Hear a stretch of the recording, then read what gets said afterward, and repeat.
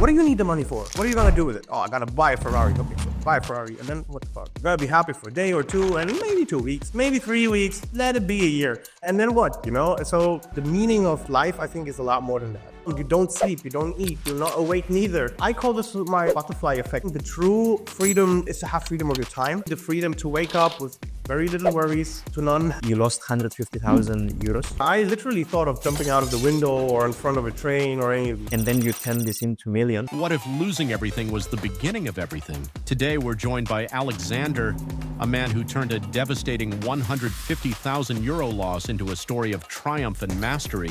With a background in German securities and Swiss hedge funds, Alexander didn't just rebuild, he redefined what it means to find freedom and purpose through wealth management. From overcoming failure to living life on his terms, his insights will challenge your perspective on success. Let's dive into the conversation and meet Alexander. Welcome to another episode. I have somebody today here who is surprisingly very special. I didn't know him before. It's the first time I meet this person, and it's Alexander Douedari. Correct. And the way we met, I was posting on Instagram the stories that our friend Max Torno visited us a few weeks ago here. Yeah. And then you just DM me and told me, let's meet. And we said, okay, let's meet and do a podcast. That's it.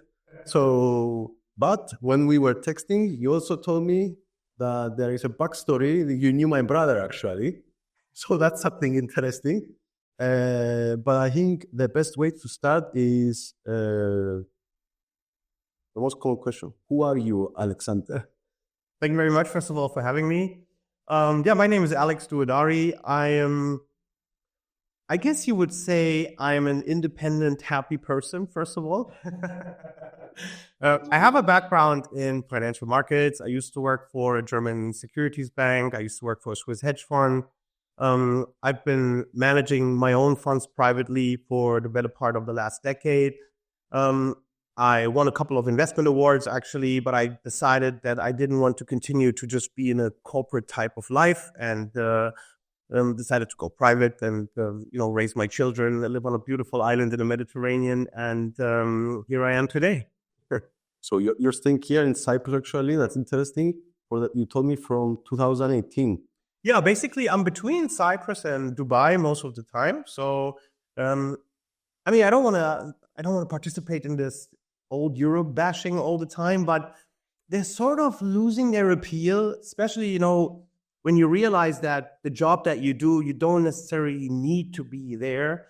And then literally everything around you is just getting more expensive, and the quality of everything goes down. And you just ask yourself, why would I want to stay there? You think of the future of your children, you think of the fruits of your own labor, let's just say.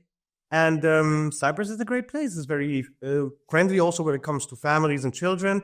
I myself have Middle Eastern roots, so my parents are from Syria. I was born in Germany, however, and raised and lived in Germany all my life, so I consider myself German. Even though, of course, these roots, they stay, it's in your blood. What can you do? So this is the closest place to home, basically, that is still not destroyed, I suppose. That's true. Like, I absolutely agree with you. So I always like to ask the question, so what do you do every day? What time you wake up? What's your, anything? What do you do every day? How do you make money? How do you live here?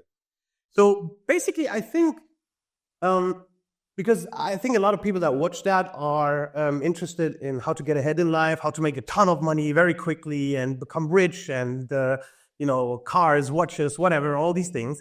And while these things are great to have, and they're quite satisfying as well, I think the true freedom is to have freedom of your time. And to achieve that, you got to understand how to build wealth, and building wealth means you got to have a certain skill set and a certain way of thinking. And of course, then also backing it up with the proper habits, behavior, action taking, so on and so forth. So I'm an early waker. I love waking up early. Always been, and will always stay like that. I typically, work a couple hours in the morning. Then I go to the gym. Then I do stuff for my health, whether it's going to the osteopath or, lymphatic massages or whatever, And then in the afternoon, I go back and do researching, checking all sorts of things. So essentially, I am always in some shape or form active on the financial market. It could be anything, futures, stocks, crypto, FX, you name it, doesn't really matter. So you do trading basically, like, so that we understand.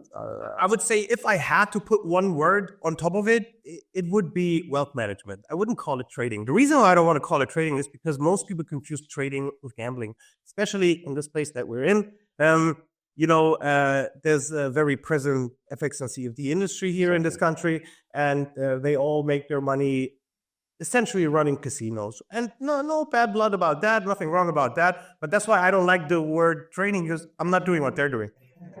Well, that's a good separation, actually. So you say you do wealth management, but essentially you're basically investing or managing your own funds, or you do it also for other people. I have a bit of friends and family as well that, are people that I've known for many, many years. I have also some very good friends that we operate a fund together, for example. But mostly I like to keep myself out of operational activities mainly because people could argue, hey, you could be much richer than you are or whatever, and that's probably true. But again, I think the richest person is someone that's really satisfied and happy with what they're doing. And for me, the freedom to wake up with very little worries to none, being able to be a complete master of my time and decision making, these things matter to me. And I think earning that place was always my goal. And so I can decide, okay, today I want to be a dad at home, or today I want to be active on the market, or today I want to be, hitting the gym 2 times, or whatever it is, or I want to go to the car garage and put a new exhaust on my car. And I also don't try to over schedule or plan my life. And I think that's the highest form of self-actualization that is really, many people are persuaded by the idea of money alone, but they never think about or stop for a second, like, what do you need the money for? What are you going to do with it? Oh, I got to buy a Ferrari. Okay, so buy a Ferrari. And then what the fuck? Okay, so you got to be happy for a day or 2, and maybe 2 weeks, maybe 3 weeks. Let it be a year. But trust me, it won't be a year. And then what? So, and the meaning of life, I think, is a lot more than that. I agree with you. So why don't we go back in time? Because I've watched an amazing video of you today. You posted a video on YouTube, I think yesterday. Yeah, true. How my story here. Yeah, you lost 150,000 euros from your parents' question. Yeah. And then you turned this into millions. I mean, I've watched the whole video. I mean, it was very good understanding of who you are and what you do. But why don't you walk us through this story, how it happened and how old you used to be when you lost this money and what you were trying to do? I also read about you were trying to get into music production at some point. Yeah. So let's go back in time. Sure, absolutely. I also think that's a good lesson because it's never been easier to become successful quickly at a young age than it is today. And that has a lot to do with technology. So I was in a generation that was more or less in a gap. So the old ways of how things used to work stopped working around the 2000s, suddenly the internet came up, but it wasn't developed in a way that you had social media or any way of monetization or any of these things just yet. So when I was a teenager, I loved music. I loved Dr. Dre and hip hop and all that stuff. And I wanted to be a music producer. So I really went into music production in Berlin at the time. And we tried to do... How old you were? I was at the time, I started at maybe 14, 15 years old. And I had a music studio by the age of 18. And I kept doing that until the age of 28, 27, something like that. Did you make any money with this? Well, barely. Not really. For the most part, no. At one point, we wrote songs for a band in Germany that went top 10 in the charts at the time for 6 weeks. I think the highest was number 6 or something in Germany, Austria, and Switzerland. So that made a little money. But I can honestly say I've had better trading mornings. And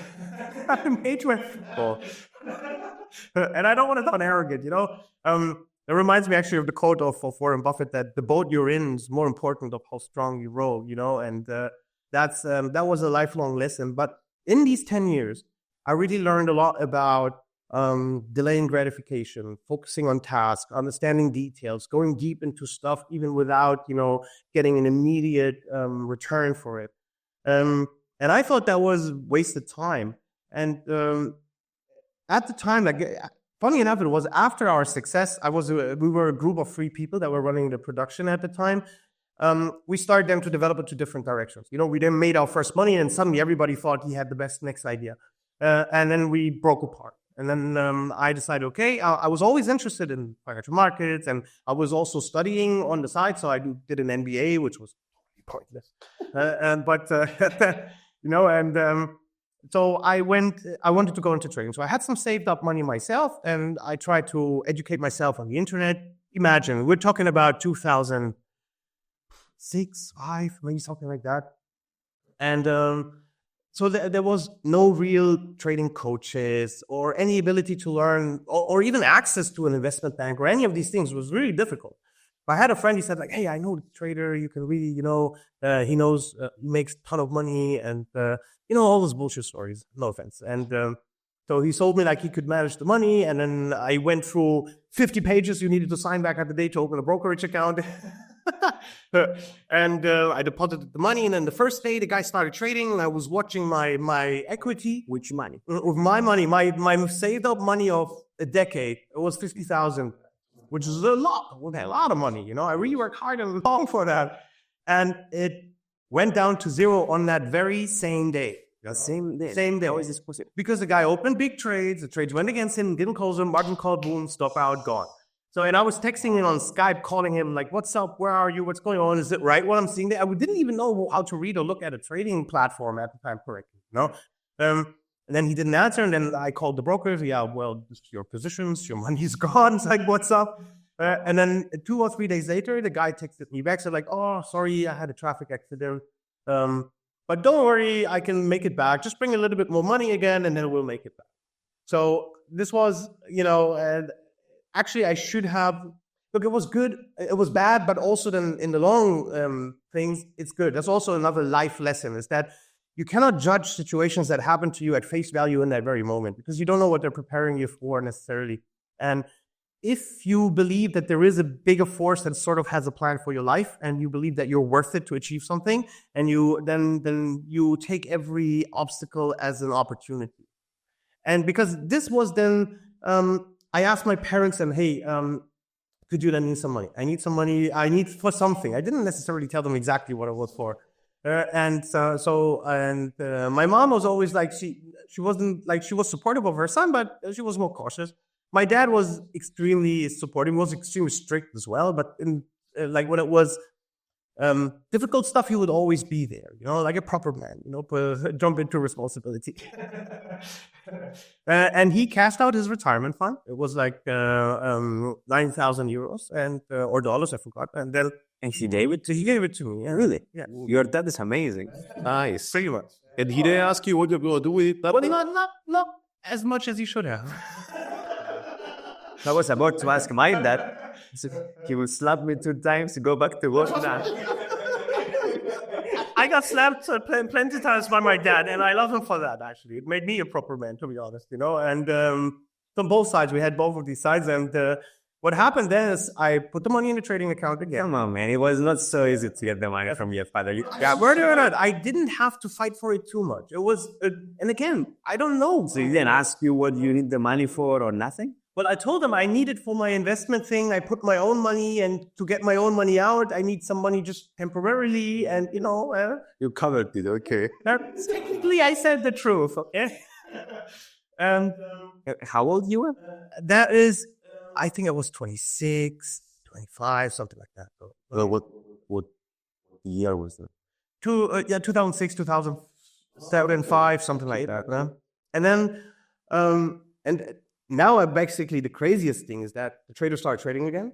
And then after a day or two, the equity of the account went back to 140,000. So we made the 50K back, actually. Okay. And then the guy texts me, hey, should I close position? And then I told him, dude, you just made 50 grand in a day. Like, why are you asking me? I thought like, yeah, man, this is it. Now we're on track, like I'm going to make 50 grand every fucking day, And he said like, okay, we'll wait until tomorrow. Tomorrow you'll have twice the money in your account. And I was just stupid. I had no idea what I was doing. You are greedy. I was greedy and stupid because he had big positions going. We were fucking lucky. And then there was a central bank meeting overnight. Next morning, wake up and it was like 6K or something like that. It was gone. And a 3K at the end of it.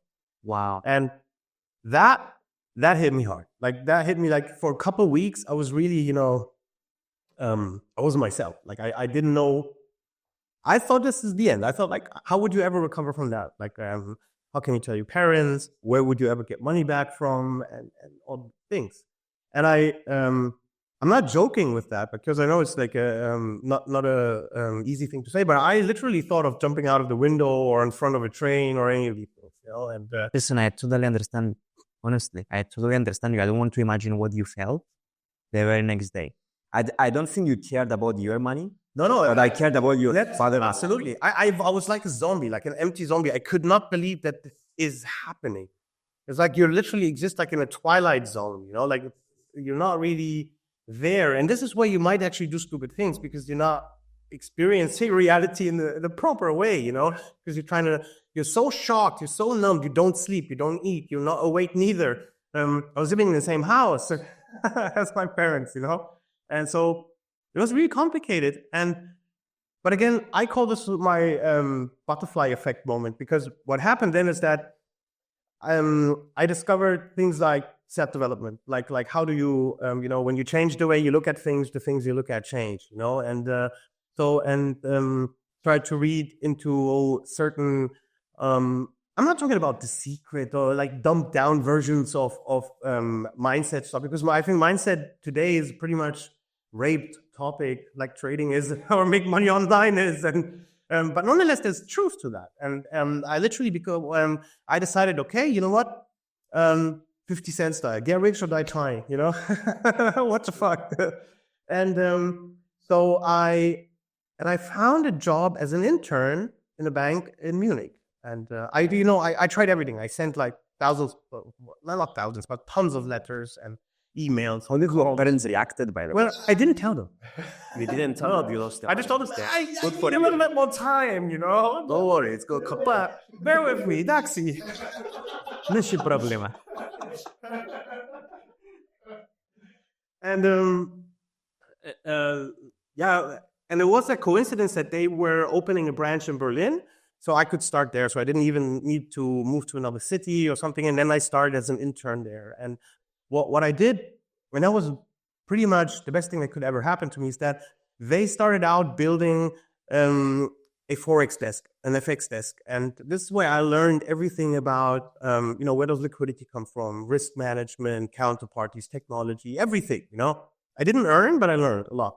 And I understood the whole structure of, on the sales side of market making, like tons of things that or I was able to witness these things. At the end of the day, I was just the idiot bringing them coffee and my boss was some super cool guy. He's like this Marco von Fetten. He was like this ever smoking, grumpy German, but he had a heart of gold for sure. Like I owe this man a lot, to be honest. And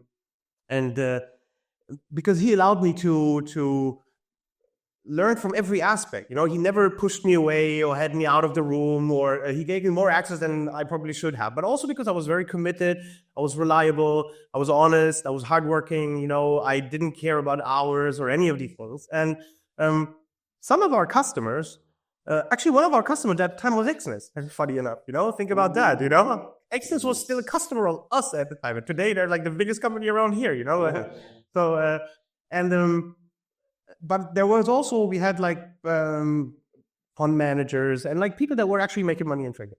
And that's where I was able then to build relationships with customers that can help me out, understand like, what is it that you do exactly? Can you teach me? Can you help me? I have this idea and so forth, and develop like, some relationships and insights into that. And in a way, got mentored by people of that caliber.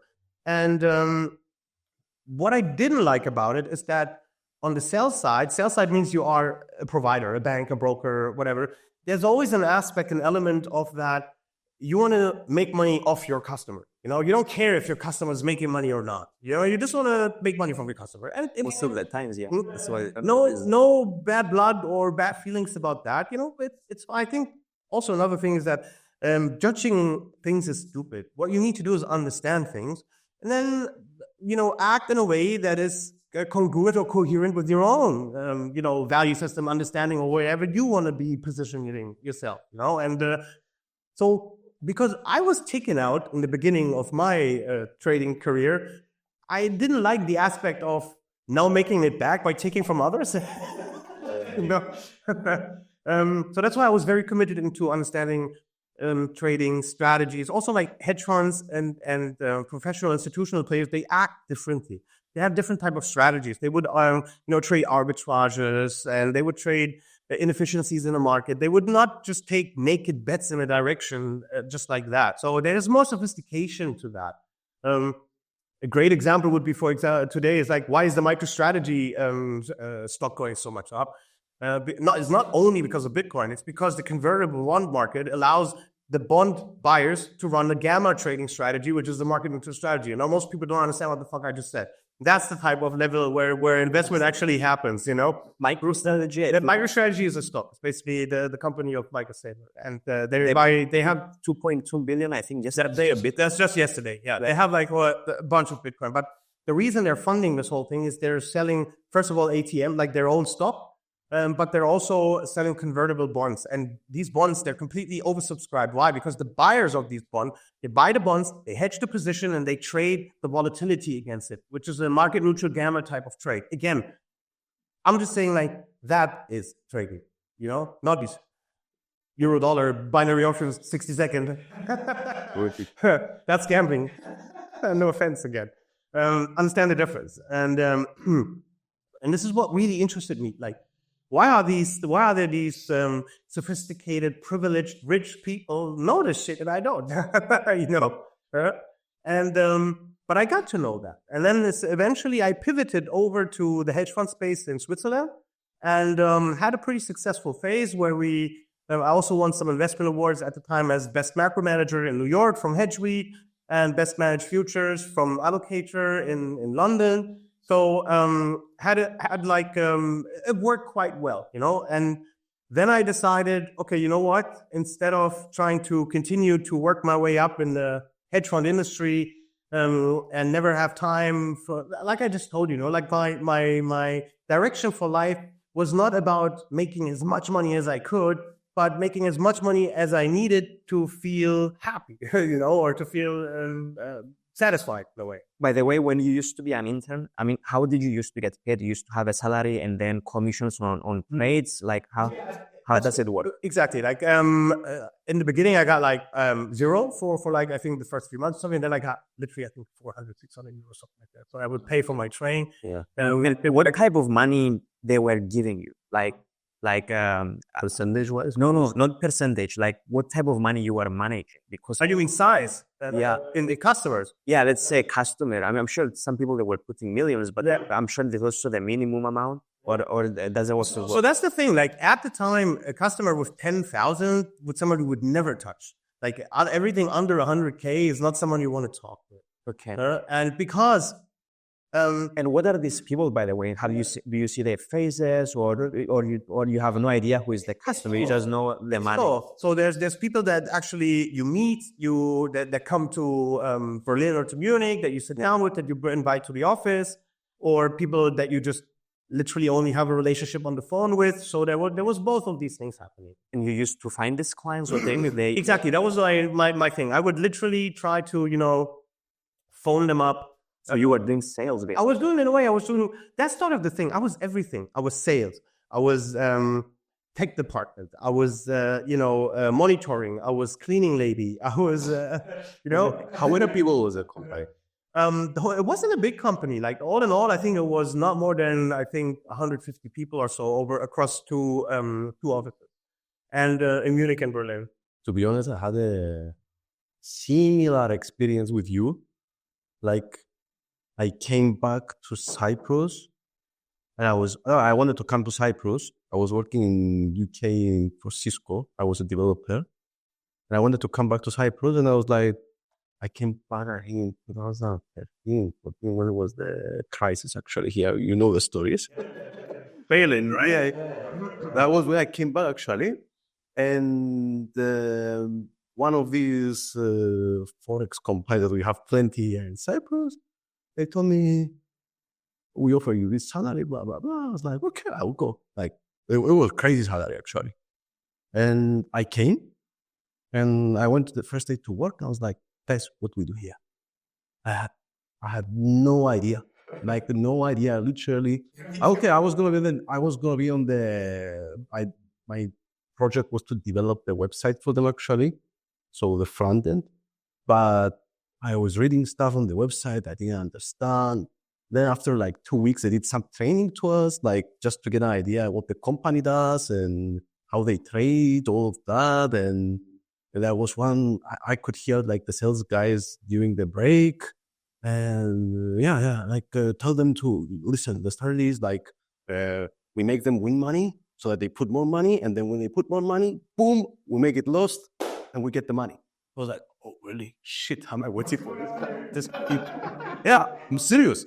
Like, I will tell you later the name of the company. I don't want to say, no, but it's fine. It was like crazy. Like, and then, I was like, oh my God, I'm working for this kind of company. Like, because in my ears, like, it's not even gambling to me. Like, I would say it's kind of scammy.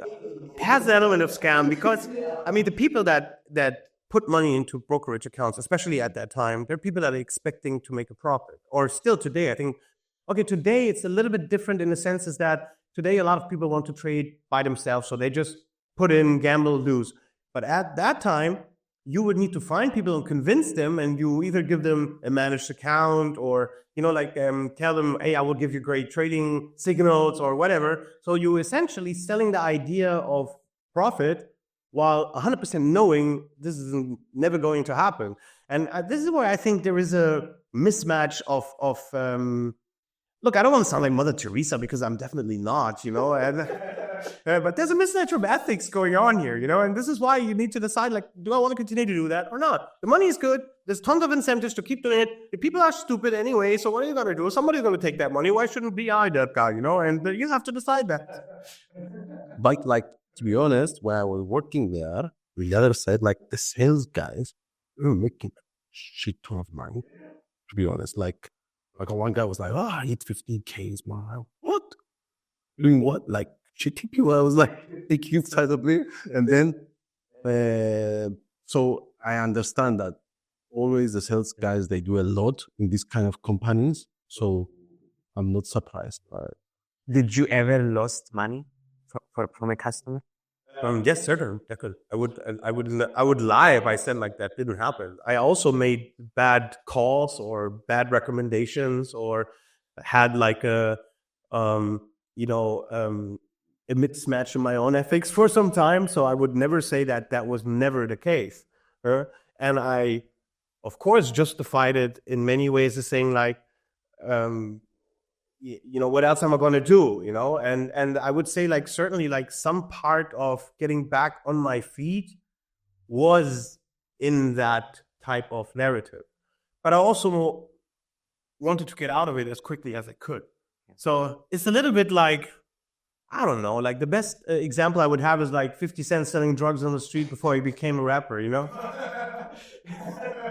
So when did you get out? You just did the money of your dad bag and you give it to your dad and you were out? What happens when you lose a customer money? Does the customer come back? Do they come to complain to you? Or how does it work? I'm sure they also understand there is a risk. Yeah. No, of course. Like, first of all, the customers, they should know what they're getting themselves into because they signed a ton of papers and all. Back at the time, they really needed to sign a lot of things before they could do that. But still, I would say like, hey, you said it would be different. And you would just come up with bad excuses or try to actually tell them, look, we could try again. I have another guy. This strategy looks good. Maybe you have some more money you could put in there. And so it comes with the territory. Some are obviously very, very angry and they want to sue you and they try, but they can't to sue you for what? personally. Exactly, that's the thing. So there were people that try to sue the company, obviously. So that's normal. I guess every broker in this town has tons of legal cases going on. Yeah. So let me ask you something. No, I spend a lot of time on X, Twitter, and I've seen recently a story from a celebrity, I don't know, maybe Twitch, maybe or something. They started a meme coin. Yeah, that one. And I saw a lot of people going on news and asking for refunds and stuff like that, and people feel sorry about them. I mean, personally, I'm not sure if what I'm going to say is right or wrong.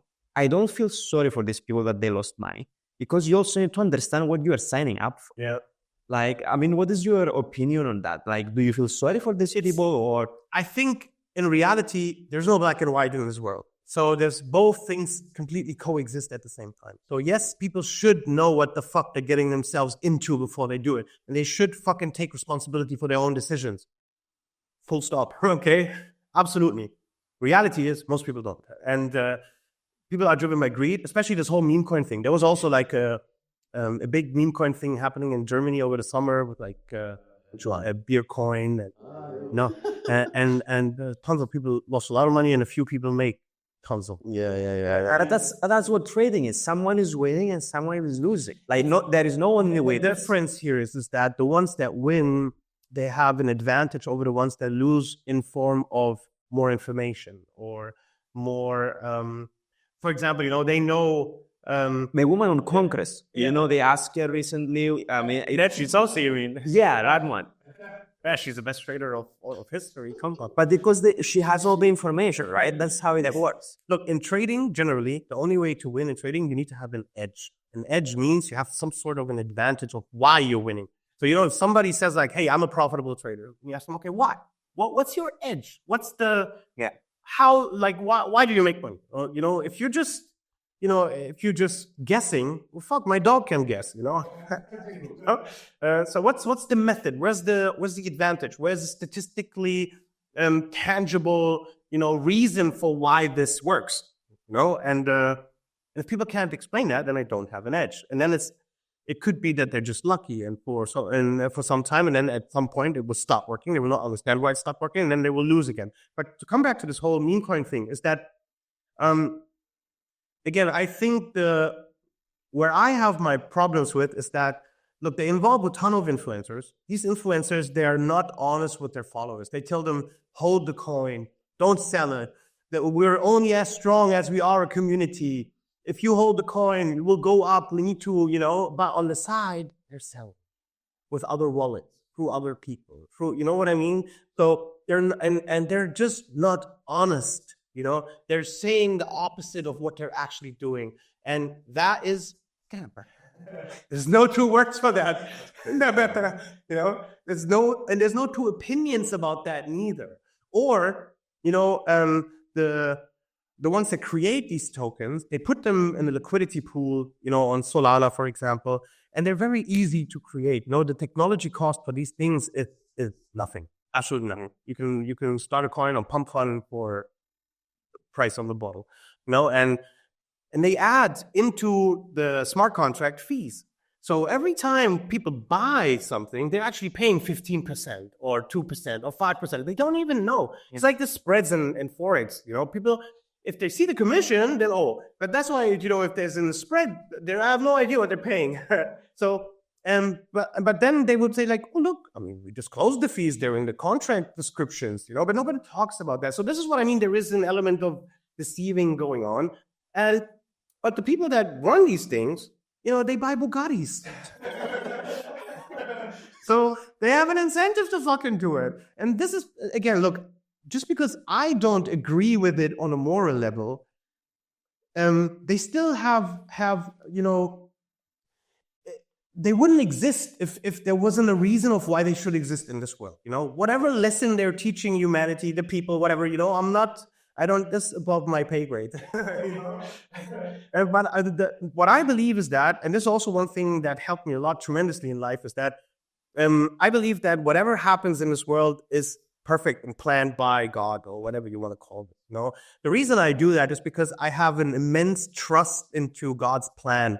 Because I went through so many valleys and peaks in my own life, that I'm just, I have a very strong, firm belief in that this is how it is, And then again, I think we as a collective, as a civilization, there's a number of lessons that we still need to grasp and catch up on. And those, it's as old as the story in the Garden of Eden. If the snake didn't influence Eve, then, there would have been no progress. They were just sitting in paradise doing fucking nothing, So you need an element of negativity to spark, a development, a catalyst on the positive side. This is how I look at it. If you just let loose for a moment of morals, and I still have my morals and my decision-making as to on which side I want to position myself. But nonetheless, I'm not here to judge the overall goodness or badness of something, because if people wouldn't act that way, the scammers couldn't offer it. Yeah. So there is a match here, there is an energy exchange that takes place. At some point, that energy will, after who knows how much time and locations and dislocations, will find its equilibrium. But that's look, whole galaxies burn and crash. If you think about the size of what's going on a cosmic level, you know what I mean? And it's still as above, so below sort of thing. So these micro explosions, if you want, they're just part of God's design. That's my opinion, at least. So that's how I see it. A little bit philosophical. Right. So I'm curious. So you said each trader has an edge. Yeah. What's your edge? Mm-hmm. Oh, I have more than one strategy, okay, for example, a very simple strategy I can explain to you. I can tell you what is my edge before you say your edge.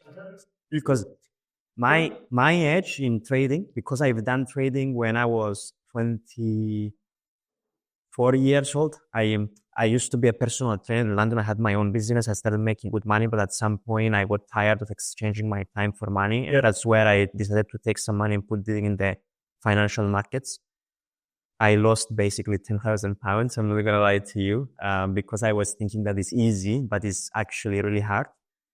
I started first with demo accounts just to experiment with fake money to see how I'm going to do. I was doing really well with demo accounts. And then when it was time to do with real account, with real money, I deposited 10,000 pounds.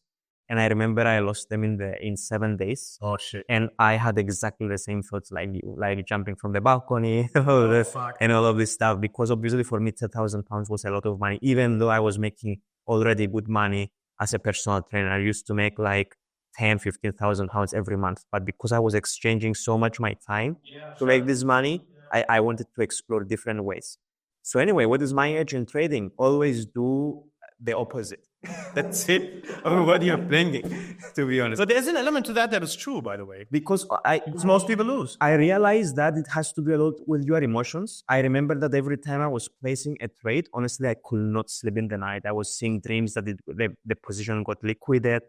I was It's risk management and leverage. A lot more than maybe even the approach itself. And I was panicking, doing wrong decisions, and I lost the money. So, and then I stopped. I gave up completely. I was like, okay, this is not for me. Especially on an emotional side, a lot of people fail. However, that's also a misconception in trading. A lot of people think that all they need is their psychology in place to win in trading. But you cannot put, or you cannot build a strong mentality or psychology on top of a broken system, because you will continue to lose, What, you gotta the secret pray your strategy into winning, it's not gonna work like that. So to keep it simple, for example, in regular directional trading, I have something called the 7 building blocks. So I have quantified 7 clear parameters that I need to have clear decisions for. When these 7 align, then the probability of of the trades or the outcomes of these trades, they go to a certain number, to a certain level. And then and then that probability, I need to obviously then also match it up with the right risk management, with the right leverage that I'm taking, and then you can end up actually making money. And the reason, or proving that works is actually because I got tired of all this trading industry. All these Lamborghini tattooed motherfucking idiot guys, pretending they're like, and they all make their money by scamming people at the end of the day. Do these guys make their money from courses? Like I have not from courses, from brokers, from prop firms, from. It's not from trading. Absolutely not. So yeah. But to put an end to that discussion about me, I started a publicly verified track record. It's now 2 years. We're ending. Let's see where we're going to end December, but we're up 110% in 2 years. Maximum drawdown was 10%, and you can see like that this shit is working. And it's completely. When you say public layer, what is it? It's like it's a broker in the UK. It's a regulated broker, but you can also attach your own. You can invest in it. It's like sort of a. It's like investment. It's like an investment fund broker, basically. They're not like a trade yourself gambling type of broker, but their niche in brokerage is to basically onboard fund managers, and then these fund managers bring in investors that copy their trading, basically, or allocate their money to that trading strategy. So basically, can somebody like easily copy the trades that you do? Yes, you could basically. You could just invest money into that same strategy, for example. And you could even, if you wanted to trade it at a 2x leverage or 3x leverage of how I am trading, because you're fine with 30% drawdown, then you could do that and have also done 3 times the results. But this is why I'm saying like, and obviously I don't have just these 7 building blocks. It's like a simplification. What you need is a strategy with a statistical edge, meaning like it needs to mathematically work out that it actually will have a positive expectancy, but you also need a strategy that works for you. Because, another mistake a lot of people do is that they try to copy somebody else's trading. And first of all, a lot of people, they try to copy our shit anyway, but that's a different conversation. But you cannot copy somebody else's strategy because you and I, we look at the market, we don't see the same thing. We don't feel the same things. We don't make the same decisions. It's very difficult to really, there's tons of mismatches between all of these intricate details that you end up doing something else, And also it could be your lifestyle, your time zone, your personality. There's so many things. Like some people, when the market goes up, just want to keep shorting. For some reason, they say like, now it's going to turn, now it's going to turn. Other people like, oh, it's going further, it's going further. Like you have the personal biases. You need to learn about yourself. So you need a strategy that on paper works, but also one that works for you as a personality, as a person. And for example, I'm not going to sit 6 to 8 hours in front of a screen and chase pips, man. Like that's for peasants in my eyes. No offense again. No, I started there because everybody starts there. Everybody wants to be, action taking all the time. How does copy trading work exactly? Like, how does that work? Well, in this case, for example, what you do is you put money in a trading account, and then when you allocate to my trading strategy, essentially my trading strategy is like an ETF. So you buy shares of that trading strategy. So whatever profits that strategy is making, you get allocated on the size of your trading account. So this is how it's properly done. But then there's also copy trading in all these gambling firms where essentially PAM or MAM or whatever it's called. So you get just also the trades executed partially on your account. But again, there's a lot of misalignment of incentives because the fund managers, the copy leaders, they could be making money on the spreads. They could be making money on get ref shares on losses of their customers. And so there's they could be making money off their own customers losing. They're very likely doing that actually. And those are like the details that many people don't understand or many people don't even, get through to. And that's why they end up losing. So at the end of the day, we have a German saying, information only harms the one that doesn't have it. And so maybe that gets us actually to the point of why I like cars or how my love for cars actually helped me in my professional life. Because I like details. I go deep. I want to understand what I'm doing. Sometimes I study things for weeks, every day. I think about it while I sleep, and so I'm a researcher at heart, and I think especially when you're operating such a dynamic field like trading, markets, ever-changing landscapes, especially with crypto, new technology, new possibilities, there's no time to sleep.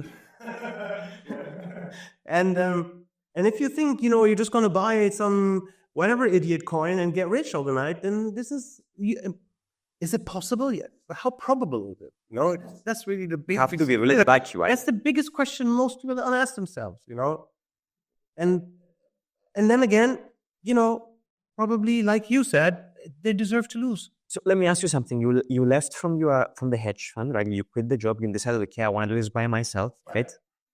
Like, I mean, with what amount of money did you start this? Because, I mean, from what I read, maybe this is wrong. Like, if you make 5 or 10% profit of your budget every month, that's good. But maybe it's not. No, it's true. It's true. Yeah. If you like, for example, now the track record that I have this year, I made around 30%. When I stopped doing it, I didn't have only, let's just say. But what capital did you start? That's my question. Like I told you, like I started from zero, or actually with debt. But after the hedge. After, essentially, you know, like maybe it was a 6-figure amount. Like it was definitely a 6-figure amount. You know, so it was not like, but it wasn't like a huge amount of money. And I took a lot of risk actually getting out of having a salary and all of these things. But again, you have to make your decisions in life and take your chances, you know. And also for me, it was important to, what I thought is that, okay, if things don't work out, I'll just go back, you know, I'll find a way back into it. I think the most important part really is, if you don't, you know, I hate the saying follow your passion, because again, I think this is a dumbed down way of an actual truth. The actual truth is that you need to enjoy what you do so you can become, you know, you excel in it. You know, like if you look at Cristiano Ronaldo playing, like this guy, he's so intense, you know, you can hate him all as much as you want. Like this guy is really, you know, like zoomed in into what he's doing, you know?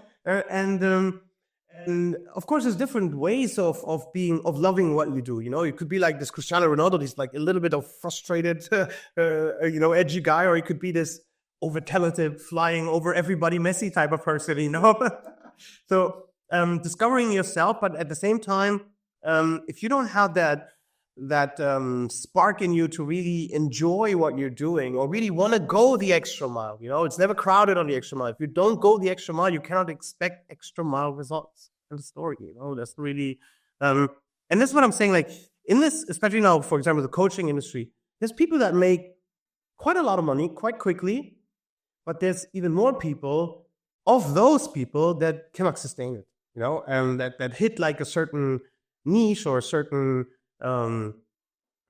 upcoming trend or copying of somebody else's ideas, you know, and then after a year, you know, they're used to, I don't know, 50, 100K months, whatever, and then they start to move to Dubai and have a lavish lifestyle, and then suddenly, fuck, what the fuck's going on? Instagram is limiting my reach. You know, and but because they got fucking lazy, you know, they didn't understand in the first place that a lot of their success was also, and that's one thing why I believe it's so important to research or stay on top of your game all the time. Things come and go, you know, like you have to understand the moment that you're in as to what is the boat I should be in, you know, like, and for example, if you have been in crypto 2 or 3 years ago, that's not going to get you anywhere. But if you haven't been in crypto this year, then you're an idiot, you know? At least if you have anything to do with financials, let's just say. Or if you're now thinking of getting into crypto, then and you have no idea actually of what you're doing, then you're an idiot too.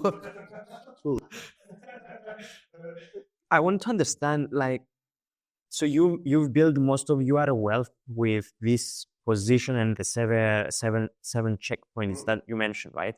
So this is a system that you apply every discover for. You teach also, yeah. Okay.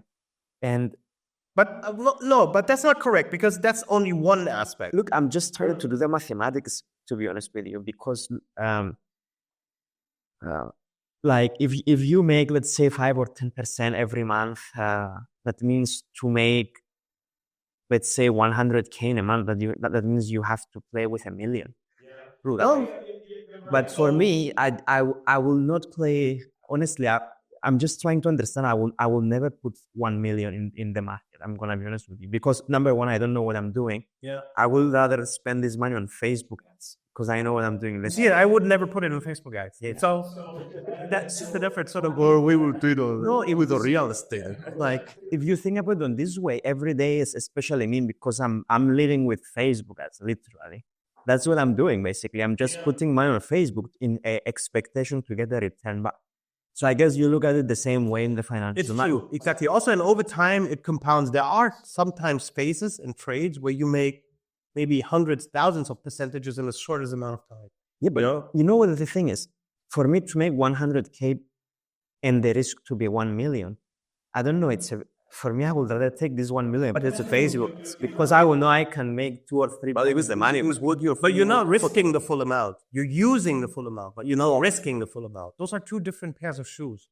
You should not consider the money that you're working with.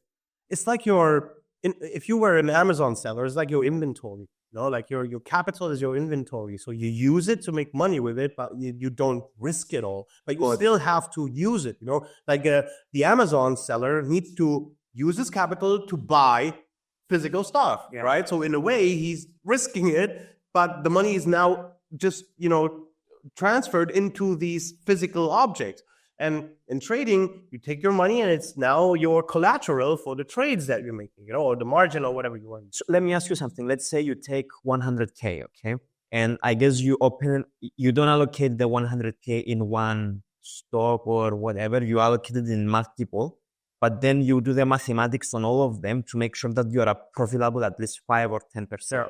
That's an example, right? You have clear risk parameters for every trade that you make. Some are losing and some are winning big. That's how it works. Exactly. Yeah. And don't forget, like you have, especially in, you have the ability of leverage as well. And then again, there's sometimes phases, like I mentioned that also in the video that you watched, but you might not have catched up on it. There's sometimes Bitcoin 21, FTX. What you could do is that you buy real Bitcoin. So you have Bitcoin in your wallet and you sell the Bitcoin future. You sell it. So you're basically hedged. You have zero market exposure.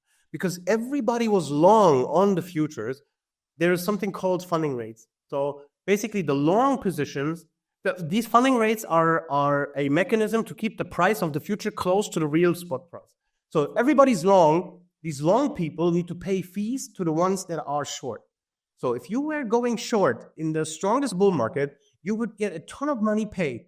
But if you are short in a bull market and the market goes up, then you're obviously losing money. Yeah. So your short position would lose money, but you were holding the real Bitcoin on the other side. So you were not like, as this goes down, this goes up, So the value of both was hedged.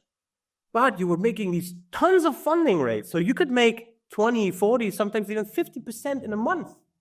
And you could leverage that. And FTX had everything in one consolidated wallet. You could use your Bitcoin as collateral and margin for your futures position. Because at the end, we found out they never really had the real collateral. Oh, man. Well, SBF must die 1,000 deaths today. Because if you think about how the market recovered and everything, man, he just played it too hard. He leveraged too much. But, and if you understand these things, and then you grab every capital from every corner of the world that you can, and you push huge amounts of money into a trade that basically has zero market risk. Those are phases that you just understand to capitalize on in that moment, because you're saying, like, what's wrong with the people? Why is let's fucking do this, And this is just a simple example. Yeah. These things come and go.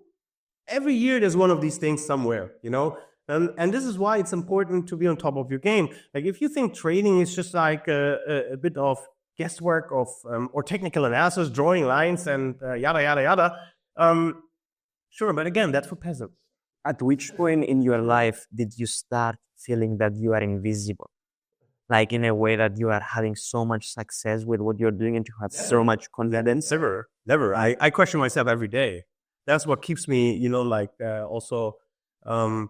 I think humbleness is a very important quality that you need to continue to have. So again, without sounding too religious here, but at the end of the day, I just feel blessed by God and sort of a divine power is operating through me, giving me the chance of expressing my talents and abilities and have that luck in my life to be able to capture it. So I don't I'm not full of myself thinking, oh, look at me, what great achievement I am, you know. So I don't see it this way, no.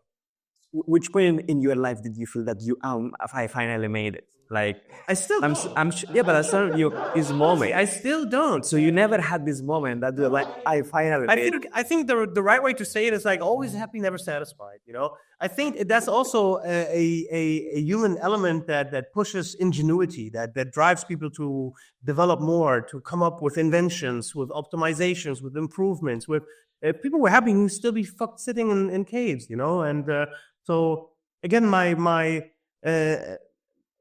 my amazement for details and understanding and capturing new ideas is just I feel alive doing them, because you know it's like back at the time when I was doing music, the greatest part about music was really that moment of inspiration when you sit there and then you get an idea and you start with something small and then suddenly, oh, look at this sound, and then you put it all together and then suddenly. And sometimes you don't care about the money, you just care about the process. Yeah. Actually, that's the process. It's what's it all about.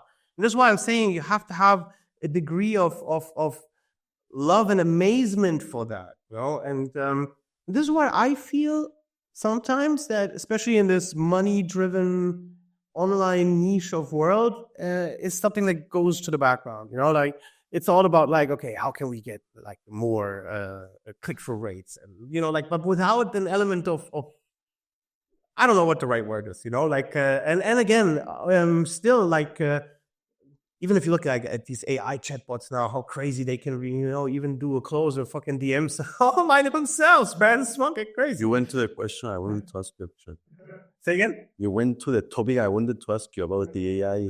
What if you use AI all this, let's say the 7 checkpoints, and then it does the work? Yeah, I wanted to ask you that. Sure. You know, I think AI is will and continue to be an important element for research, compiling data, looking for patterns, giving you, let's just say, summarized access to a ton of things that you would otherwise need probably half a lifetime for to push for. But what it's not, and I think everybody that uses Grok or ChatGPT or whatever realizes that once the data pool becomes too big, it just starts to, you know, fail or not give you too accurate results that you can just rely on blindly.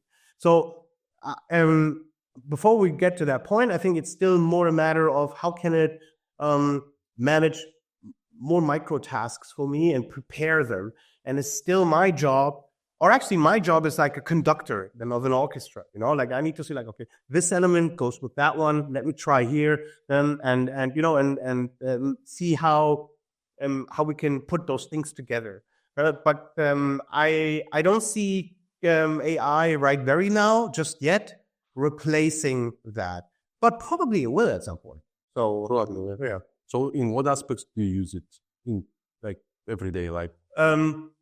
Well, definitely, I use it for example, connect to different news outlets and just summarize certain news. Or if you have, I also have, like, for example, access to some bank reports. Like there's like big banks that provide their own analysis, and I just ask it to give me quick summaries of that, for example. So it's just summaries of these. Not that I necessarily use that for my exact decision making, but it's just like. Just one element. There's one element, and saves a lot of time. Yeah, exactly. So it just makes things a lot more convenient. And then I haven't used it too much yet in order to, let's just say, analyze spreadsheets or things of that nature. I would love to, but I have not got to that point yet. Are you a technical person, or are you a techie? Or? I'm an all-rounder, so I'm not a tech person. Would not say I'm a tech person. But I can understand what a tech person was doing, so he doesn't bullshit me. That's a good skill. What do you do now? Like you have I guess you are also educating people how to do what you do. Yeah, right. So I have a mentorship, but it's a bit more of a side gig. Like because, you know, I went through all these experiences, and I do think that I could help a ton of people that have a valid wish of succeeding in the trading world, same way as I did in the beginning. And they are just distracted by all this noise and nonsense that is. And what I noticed though is like, especially on IG, is that the quality of leads for IG, maybe you guys know that a lot better than I do, is that you catch more of that want to get rich overnight type of people, and they're a mismatch with what they're actually having to offer. So that's why I'm actually restructuring my whole presentation, in the sense is that this is why I did this YouTube video that you saw. Amazing production, by the way. Thank you very much. We really put also some effort into that. So everything's going to be a bit more high class. We're going to go a lot more into, like proper paid ads on other, let's just say, away from that mean page style type of presentation marketing that I was doing before, simply because it will just, so is our intention at least, find the people that actually want also to put in a little bit of work, that may have some money to begin with, so that they want to look how can they manage their money to, work themselves into being wealthy, buy themselves more time, have an additional income. I don't want to deal anymore with the $500, $200 type of people that want me to hand them the key to the Lamborghini overnight. So you're selling high ticket, basically, I imagine. Yes, I know. They get a course, and I guess also... So it's a mentorship. It's not just a course. So I have a video course, obviously. I have live calls every other week. I do give a live call where they can actually ask me. And of course, I have a school also, or maybe like a membership platform, where they can share. Basically, I teach people how to develop their own trading strategies. Because like I told you, it's important that you have a strategy that works for you, and they will understand the DNA of strategy building. And, once you understand the engineering, you can build any sort of car. But what I tell people, and this is in finance definitely also the case, is that the rules of physics, the rules of math, as I call them, they're everywhere the same. But the environment you're in dictates of what type of vehicle we need to build. If you want to race on the road, you need to have a race car. If you want to race on the water, you need to build a boat. If you want to be in the air, you need to build an airplane. All of these things, though, they exist in the same set of rules. Just the details of what the environment they're in differ, right? And this is the same for trading. So one strategies will have more, and needs to have, basically adjustments more in one direction, others in others. So I teach people all of these things. I teach them my 7 building blocks. I help them with everything. And then also in the membership, like in the school area, they can basically share what they're doing, a development process. They share their results, their spreadsheets, their questions, all of these things, and they get like individual responses from me. So that's also basically my fine that I invest there. So I give them, I help them wherever they need help exactly in that moment. Sometimes it's a mental issue, sometimes it's a strategy development issue, and so and I've seen like really a lot of that by now. So also like teaching something is another skill set than doing something. And I believe like over a couple of years now, actually, I've developed the experience and the ability to really teach people. So I've turned a number of people into really, also profitable people. And not I've turned them, no. I help them to turn themselves. I help people to help themselves. That's what I do. So you are not like giving out to them like trading, like signals or... Well, I do share trades of my own with them as well, but I only do that as basically a practical case study of my own approach, because it's based on the same principles, but it's like my way of doing it. Doesn't mean that it will work for you necessarily. But nonetheless, I do that. So for example, my track record strategy, I share those trades also in the Telegram group, for example, in live. And I also have every weekend a review of the last week and an outlook for the next week. So which trades are we looking to take next week? How did this week go? So they understand the process of, debriefing, reviewing what you're doing and planning out. Because planning is half of winning, honestly, And because once you know what are you trying to do exactly, you're a lot more able to focus on the correct moment to capture it. If you're just distracted, like, oh, what the fuck am I going to do? Like, I want this, and then we're showing objects, and you're wasting your energy. I always say like focus is the absence of choice. You want to have like laser focus in your, doesn't mean you have to be focused on one thing forever only, but you have to be able to be focused, and not all over the fucking place. And I feel that works anywhere after some trading. But these TikTok fried fucking brains is a challenge. What type of customers do they enjoy your program? Like, how is their personality like? I mean, is it women, men? Is it age? What ages? How? Oh, they're all models. They're all 20-year-old girls.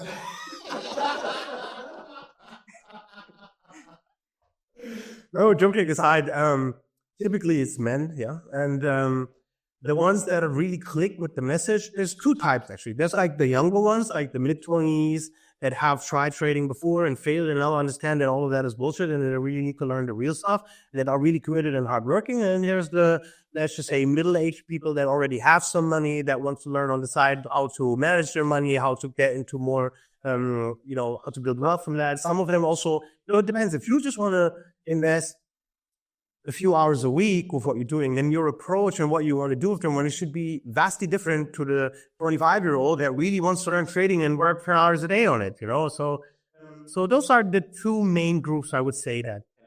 And who's your favorite customer in a way of these groups? Like, what's that? Because sometimes you like customers, sometimes you don't like customers. It's an interesting question because if I was lazy, I would say the middle-aged people are cooler because they are less maintenance. And usually have more money and also... Question for you. Why do you care if they have more money? Like, do they give you money and manage their money? First of all, seeing the value of what I'm teaching them and paying is for them a much easier task, and they can make it back much more quickly as well. Oh, yeah. But I also like the really ambitious mid-20-year-old that really, it's to all their service. That's for myself, honestly, and so I give them my attention and my help to really support them in their efforts. And a lot of times it's really just regulating. It's really just like, stop doing what you're doing here. This looks good. Do more of that. Create the data. Come back with the data in a week. Let's look at it together again. Like really taking out again this craziness and force them to focus. That's why I have clear structures. Look, a building holds because it's clearly structured. How do you keep your students accountable, exception of the Q&A calls that you do? Well, I do. That's something that I'm also including more, like a client success manager. I hear like a lot of coaches do that. It's just like follow up on the people and with messaging, like how you doing, are you getting ahead? But I also have created a clear guideline. Like for example, I have a 12-week program where every week is exactly explained. Watch this video, do that. Watch that video, do this. Create that spreadsheet. Use this here. Come back. Come in the live call. Do it like so. Really clear, structured action taking, where there literally can be brain dead, focusing on the tasks only. And there is no chance in hell that when they do all that they will not vastly improve. It's like, because you said you're a trainer. If you go to the gym and you move the fucking weights, your opinion doesn't matter. Your muscles will grow. That is to some extent. But it's also different ways. It's also different ways to move the weight. Of course, but now we get into the part, don't injure yourself, or some body parts you want to focus on, or now we get into a bit more advanced stuff. But when I was saying that if you put in the work, results are a consequence of the work. If you put in that work, and I'm giving them an exact framework of the work they're supposed to do, and then it's impossible for them not to have results doing that. Well, it's interesting, actually. What are 3 books that you recommend people to read? Okay, that's interesting. 3 books. Like, I've gone through so many things. Like, I really think mindset is a very important thing. Like, I like Wayne Dyer. Dr. Wayne Dyer is basically my hero. That's the guy who saved me from suicide if you want. Any book. He has also tons of audios. from a trading, I would say market wizards is very important to understand the stories of different traders, their situations. And then if you just want to, have a simple start into technical analysis, which I think is not wrong to have, like just a regular Murphy. Murphy is like an author again. Like, it's not going to make you rich, not going to make you profitable, but it's going to give you a basis, a foundation, and then obviously, if you come into my mentoring, to address. Let's go a little bit to some lifestyle questions. Yeah. What was the first car you ever had? Oh, You see the one trip staring by? It's all cars. But the thing is that when people ask me what is my favorite car, I tell them if I knew I only had one. So I cannot answer that. But I asked you, what was your first? But that's my first car. That's my favorite car. Yeah. No, my first car, my very, very first car was an old fucking Golf, Volkswagen Golf. Which one? We are the same. It was a Golf 3, I think it was. Yeah. This Golf GT. Yeah. Golf 3, something like that. I really don't. So, and like a cheap car that you just say. I think it was my mom's old car, actually. And then a lot of people thought, oh, look at these rich people. They have cars. He just gets the car from his parents. So how many cars do you have right now? Couple. Yeah, like what? Couple. I mean, what does it say? I want to build a collection of cars that will never exist again. Like what? That is, I'm a big fan of naturally aspirated engines. So, for example, I have an Aston Martin with a V12. I have a Ferrari FF with a V12, naturally aspirated. Ferrari FF? Yeah, that's a four-seater, actually. It's a very nice car. What year is this? It's a 2014, I think. Oh, that's actually also, again, I know what I want. The cars that I really like are usually between 2012 and maybe 2020. Like anything newer, I don't care about. But you got a Taycan. Yeah, maybe for a day or so. But no. Then maybe one. It's one car. What is your favorite car in your collection? Like top three cars. The FF is my favorite car because it's like first of all, it's a four-seater Ferrari. You don't have too many of these. It's a V12 engine, naturally aspirated. It sounds like sent from heaven.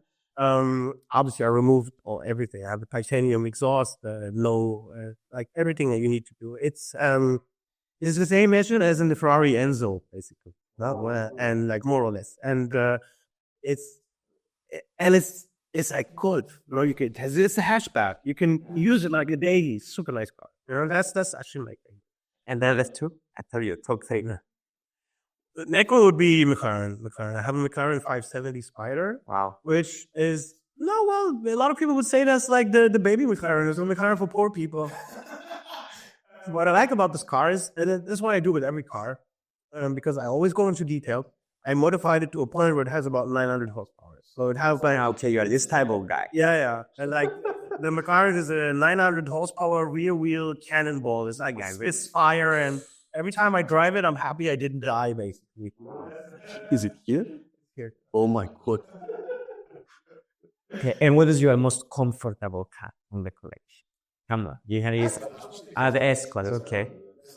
How many points do you have here? 0 power. No. I'm law-abiding citizen. Same. I mean, I don't have any points. I mean, I speed, but I know where to speed. Yeah. I mean, yeah. What I like is I live outside of the city. That's not the Cloud roads, and it's safe. That's one of the reasons also why I love to live in Cyprus. It's like in Dubai, you're sort of, it's just a city. You can't do anything there. Do you try also to stay in Dubai, or did you try to stay there? Both places. So over there, you have like speed cameras everywhere, and every time I drive there, I get a ticket. Honestly, every time that's a problem. And a lot of a lot more traffic. Okay, sure, here you also have rush hour, but at the end of the day, just get about the roundabout. And man, it's like heaven for any car drivers. Let me ask, why did you buy a Porsche Taycan? like realistically speaking? And did you buy this new or used? I never buy new cars. Never. Because again, for me, buying a car is a whole experience. I believe in the saying, how you do one thing is how you do everything. I think wasting money is stupid. Too easy. Which model you have? Taycan Turbo. A Turbo S or Turbo? No, only Turbo. The difference is very, very small. Yeah. Actually, you can program it to be more or less the same. In the launch control, it's different. What I do is I look for well-priced cars that have depreciated quite substantially already. Usually they're 3 to 5 years old.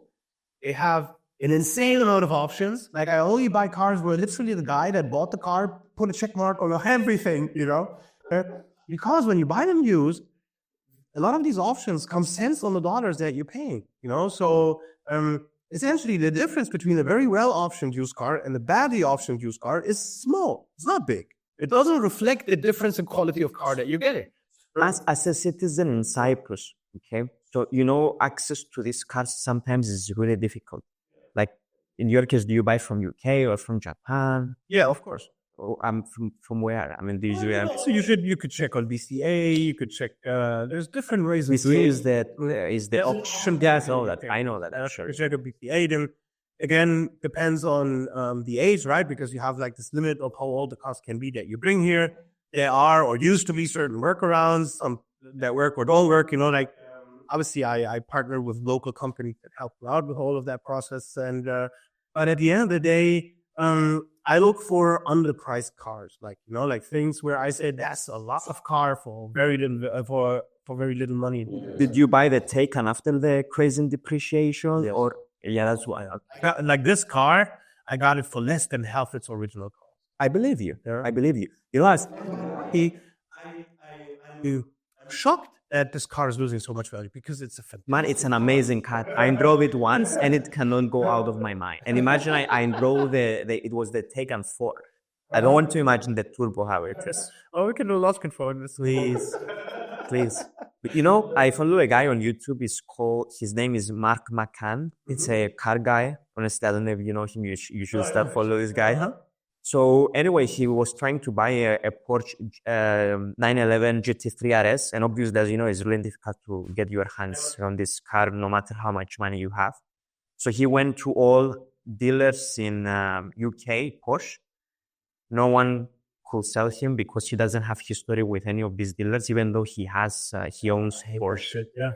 So anyway, he found a dealer basically that he agreed to make a deal with him, and he told him, okay, I will sell you a 911 GT3 RS, but under one condition, you need to buy three Taycan Turbo S at 160k pounds each. Oh my God, I need so much money on the depreciation of these cars. But he was trying to do the mathematics because, okay, with Taycan, obviously these Taycans, they were brand new, 2023 model. It's just they were never able to sell them.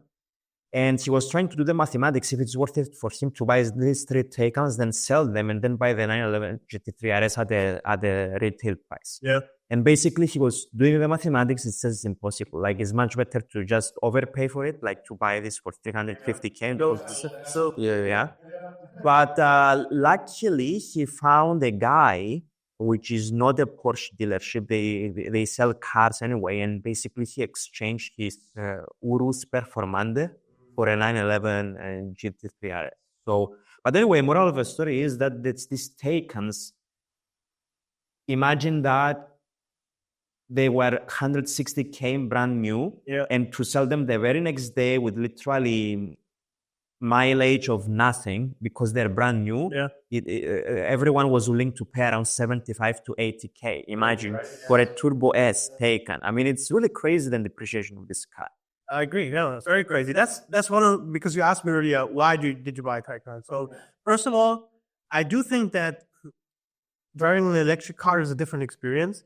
Again, like I'm really interested into the details. So I have turbo cars. I have turbo V8s. I have a V10 naturally aspirated, an R8, for example. I have a V12 naturally aspirated. They all behave very different in terms of power delivery and how you need to drive them, at which rev range they have which power and all of these things.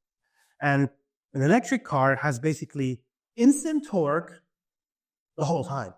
it's not, you don't, there's no, delay, not just a delay. Also, like, for example, the McLaren under 5,000 RPM doesn't really push. After 5,000, the turbos come in and then it shoots like a fucking rocket. And as the rev goes higher, it shoots more and more and more and more. So the McLaren feels like as fast as you get, the stronger it gets.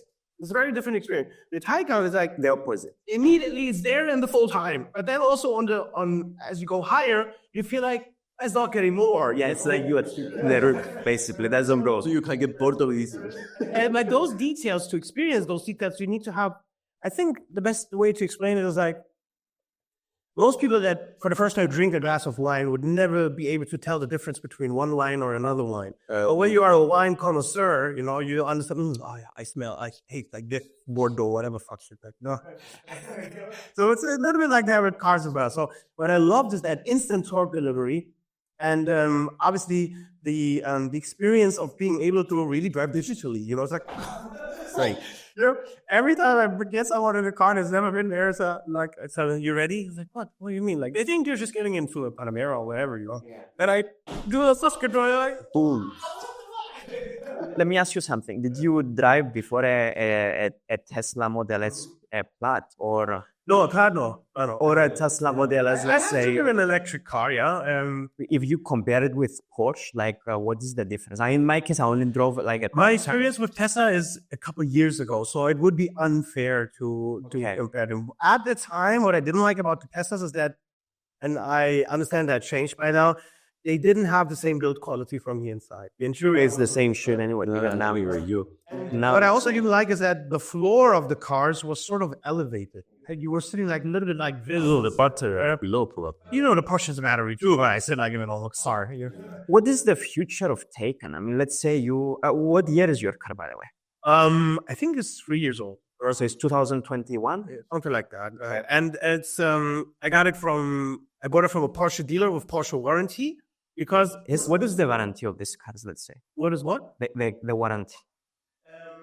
Well, if the battery failed, there are certain aspects that are covered by that. But exactly the details I couldn't tell you. Like I don't know. But for me, I wanted, because you cannot just take this car to some shop and fix it yourself. So I needed to get it from a dealer and with warranty, And but for example, this car, and I actually by design chose a car with a higher mileage because I wanted to have a car that actually was driven, so it would have shown any problems. Interesting.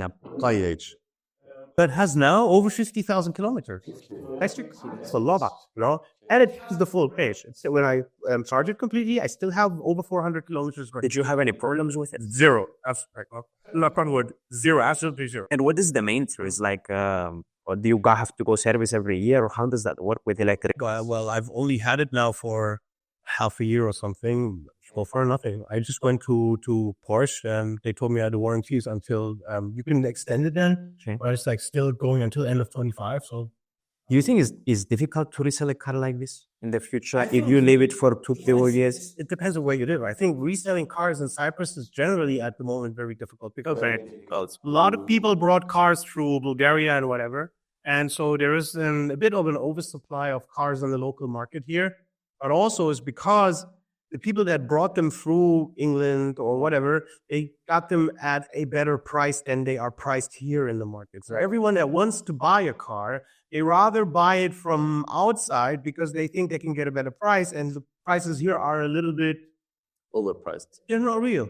Because, if they were real, the cars would move. And then there's also always a general, I think that's actually sad, but there's a strong mistrust culture here. The people would rather buy from England than from anybody here. True. That's true. Yeah. I take care of my cars a lot. Like when I bring a car, like I change all fluids, like all spark plugs, fluids, intake filters, everything, cabin filters, everything. There's nothing that I don't fix on the car because I actually plan to keep it. Like for example, I have a Cayenne Turbo. It's a 2013, 4.8 V8 B-turbo. Great car, sounds great. Even ventilated seats, Burmester sound, the whole thing. the money I would get for that car is just like, It's nothing. Yeah. Nothing. no, what would I ever fucking sell it? So I'll just keep it. Can you believe that with my car, didn't depreciate? It's crazy, right? I bought it in 2019 and I went on Auto Trader to see how much it's worth right now, and it's the same like I bought it. It's crazy. I was like, fuck. Actually, when I bought this car, I knew that it's gonna be a really good investment because I heard about the rumors that it's gonna be the last 63 with V8, and it happened from 2019. Imagine. Yeah, the C63 story is a very sad one. Actually, if you look at the current car, nobody bought it, by the way. Nobody bought it. Like Yeah, it's a failure. It's a failure, yeah. But now that, I mean, with 4.0 beat turbo, right? Yeah, it's a great engine. The M157, I believe. man, honestly, I have the car since 2019. I had zero issues. Zero issues, honestly. It's one of the best cars ever. Because you take care of it. Yeah, I take care of it. It's going in service and everything. It's very well maintained. But I'm telling you, I had zero issues with it. It's like, it's crazy. I'm not going to lie. I have it for sale for 2 years right now. I believe my price is fair. I had some people calling me, but I realized that the audience of these people is very young, like usually under 25. For example, I had 2 cases specifically. It was some Russian guys that they wanted to buy the car for their kids. And the objection was that there is no insurance that could cover an 18-year-old on a car like this. Is it like that? Yeah, okay. Yeah. So I just want to understand, okay, what type of audience buys a car like this? Like, I think it's very niche down to buy, let's say, C63. That's true. Again, I think good and bad about Cyprus is that it's a small place. Yeah. You know? So Little people, little audience. So you know, like if you need to go to some medical examination or whatever, you can very quickly get, you know, because nothing is overcrowded really here. At the same time, you don't just have a ton of people buying a ton of cars. In my case, I made a checklist of the criterias that a car needs to have in order, let's say, to be a good investment. Okay. So let's say if you want to sell any of your cars. So in my opinion, criteria number 1 is, in Cyprus I'm talking about, not in any other country. Number 1 is, do you see at least this car once every day that you drive? Because look, let's say if you want to sell your Taycan, if We there see are, it quite often. Actually. yeah, Taycans, I'm sure you would see at least one a day if you will go for a plane. Just quickly, I have one Taycan story. Like, I had another Taycan earlier this year, and my friend that got it for me, he listed it just for fun and sold it before I got it. It made like 20 grand or something on it. Wow, made money from this. Shit, nice. So this is criteria number 1, that you need to see this car every day. Let's say, Matt, C63, honestly, I don't see C63s. I mean, I'm not going to lie to you, and I don't want to sound arrogant, but I think I'm the only one in Cyprus with a C63S facelift convertible. All the other C63 that you will see, it's not the facelift, it's the older models, though. Which, by the way, is nice. I mean, it also has its benefit. I think they have more sound than my car. So you could change that if you wanted. No. When actually, I went to the guy in Nicosia. What is his name? Who is very famous with was doing PPFs and raps, and he also doing partnership with Yanimais. He's a Russian guy. Okay, I don't know. No. Anyways, Project 365. Project 357, I think. And he told me for your car, unfortunately, you cannot put a Krapovich exhaust because they never. Okay, a Krapovich is just an overpriced, you know, they take this bottle, they put a fucking label on it, and they charge you 5 times as much as what it is. Look, again, it's a fucking pipe, okay? You can get the same type of pipe and the same type of engineering for a fraction of the price. Yeah. Because I have a friend of mine, I will tell you later, he has a Ferrari, and he spent like 50,000 euros on an Novitec exhaust on a Ferrari 812 Superfast. So you think that still is overpriced, like even? Well, look, it depends again. But there is especially the Novitec titanium stuff, depending on the age of the car. You know, there's really good quality from other countries that have re-engineered the same thing. They use the same material. They're often even produced in the same factory. and they cost a fraction of the price. So again, you just need to understand where to get it from. Of course, if you buy from Novitech, you can say, I have a real Novitech. We have the warranty and all of these things. And of course, if you have a brand new A12, I know who you mean. Then there's not too many in the city. And of course, if it's just a fraction of your income anyway, so who gives a shit? But at the end of the day, there's another German thing. Everybody cooks with water, So this is why I like to demystify things, in a way, and bring them back to the reality of what it actually is. Yeah, but that's my thing. It doesn't need to be somebody else's thing. Second criteria of the checklist is I realized something, that SUVs are very easy to sell in sizes for some reason. If you have SUV, no matter what price is, it's super easy. Depends what SUV. Yeah. And the third thing that I realized is obviously what price are you selling a car? I mean, I realized something that, let's say, an G63 or a Lamborghini Urus is much easier to sell those cars rather than my car. G63. I have a friend who's started to sell his Urus for 2 years, and he's not succeeding selling his Urus, even though it's fairly priced. Fairly priced, like those some mobile, right? In my opinion, in Cyprus, any car that is more than the range of 40K, I think that they try to sell more than 40,000 euros, it's difficult to sell because the audience is small. That's my opinion. And also people that have that kind of money, usually, again, well, if you buy Anew, unless, there's these guys in Porto, I think they have the craziest car. They have the Rovelto, the SoftwareCy. This is the way their business is. They bring the absolute top of the top cars, and they have them locally available. So somebody that wants it now and has the money, you pay the premium immediately and take the car. You couldn't even get it in Europe if you wanted to. I've seen some crazy prices. I think Ferrari Puro Sangue, it was like, what? Because you did, no. You pay for the... No, it's the island surcharge. This is what I learned in Cyprus, by the way, a lot. Cigar. When I came to this island, I was Amazon addicted. I would buy something on Amazon every day. Every month, German. Yes. Yeah. And then over here, it's like, fuck it. Like, where am I going to get my stuff? You need to wait more 5 days. Come on. And you just stop needing shit.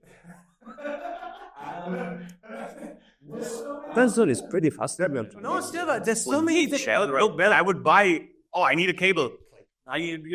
Yeah, true. So, and now I just realized there's so many things that I just absolutely don't need. And so I decelerated myself, and I really like that personally. Yeah? To be honest with you, you just reminded me my stories in London, because when I was in London, I was an Amazon addict. But you could press the button, and literally there was sometimes same day delivery.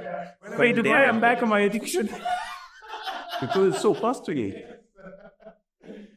Over here, I really like that the energy of Cyprus is, maybe you could say, a bit more of a retirement energy than Dubai is a lot more, let's go fucking get it. So that's why I like also the dynamic of both of these places. I'm not saying all the people here are retired and lazy. That's not what I'm saying. But I'm just saying in general. Where did you go first? Dubai or? No, first here. Then from here to there. Who brought you here? How come you came here? Because I had, relationships in the FX space, and I had some friends here already, and end of the discussion. Exactly. I good. And honestly, best decision of my life. It's a very beautiful place. We're living in the Mediterranean, great food. I really like also that the Cypriots are very friendly towards foreigners and kids, and just don't get into an argument with them. Yeah, they're very stubborn people, so you better... Do you have family here? Yes, of course. Yeah. I have 2 kids, and they go to school here, and amazing. Private school? Yeah, public school. So they teach them Greek as well, or no? Well, it's mandatory. They have lessons too. Do you know any? Me? Of course, You speak English, German, and Arabic. Yes, right? Correct. Yeah. And but Greek, no. Like I can. There is no need to eat. Yes. Bomba. Look, we talk about a lot of things. Honestly, I got an amazing idea about what you do and who you are. I really want to close this podcast by you telling us an advice on people, let's say, who want to get started with trading and they're scared, or not scared in a way, like I'm sure you've seen a lot of scams out there, and people, it's very difficult to trust someone. So I don't know, what is your advice, let's say, for these people that they want to get started? Yeah. So first of all, remove your attention from the shiny object and the people that promise you unrealistic results in the shortest amount of time. It's like in the diet industry, you will not lose all your weight overnight. There is no magic pill. Forget the idea of that kind of. You will lose your time, you will not learn anything, and you will lose your money trying to chase the quick money. That's the first thing that you should do. And whoever you choose to learn from should be someone that can prove his ability. This is why I created my track record, for example, to just show, look, guys, these are real, verified, public results on a regulated platform. There's no two opinions about that. And anyone that you want to take advice from should be able to show at least something simple. And if that someone cannot, then there's a reason. Also what I would say is that bring the expectation of time with you. I've seen people in trading that it took them maybe even 4 or 5 years, but then after that, in the next 2 or 3 years, they made it to their first million and more. So in a way is that you have to understand that people go to university and learn things for many, many, many years, and then in the end do a job that doesn't pay them anything. Yeah. So that's why it's important that you understand you gotta bring an element of patience and focus and love for the craft of trading with you. Maybe you realize, hey, it's not for me. It's not as I envision it to be. Don't give up too early, but also, don't try to jump from one overpromising idiot to the next one. Those would be advices that I would. How can people find out about you? Well, my IG handle is AlexDou, so AlexDou. And then from there, you also have my YouTube. And anyway, if you just Google my name, you'll find me as well. Honestly. Right, Jeb? Thank you very much. Okay, thank you guys. Hey, very just a lot. That's amazing.